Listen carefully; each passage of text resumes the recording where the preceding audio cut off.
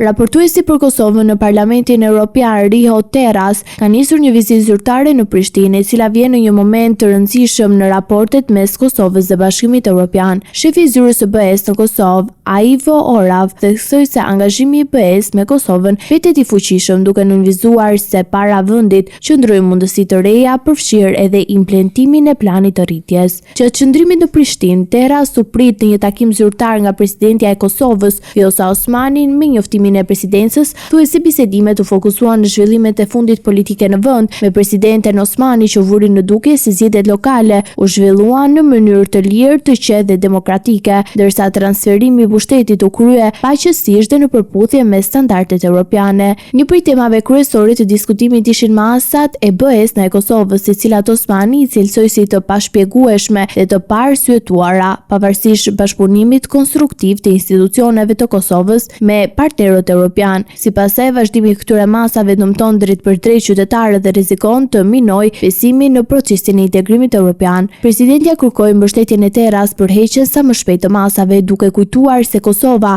ka përmbushur të gjitha kërkesat e vendosura nga BE. Ajo theksoi se heqja e masave do të ishte një sinjal i jashtëzakonshëm për qytetarët, duke dhënë një mesazh inkurajues për vijimin e reformave dhe avancimin në rrugën drejt BE-s. Në vijim të diskutimeve, presidentja Osmani nënvizoi gjithashtu rëndësinë që kërkesat e Kosovës për anëtarësimin në Bashkimin Evropian të procedohen pa vonesa, duke konsideruar këtë një hap në prioritet të domosdoshëm në procesin e integrimit.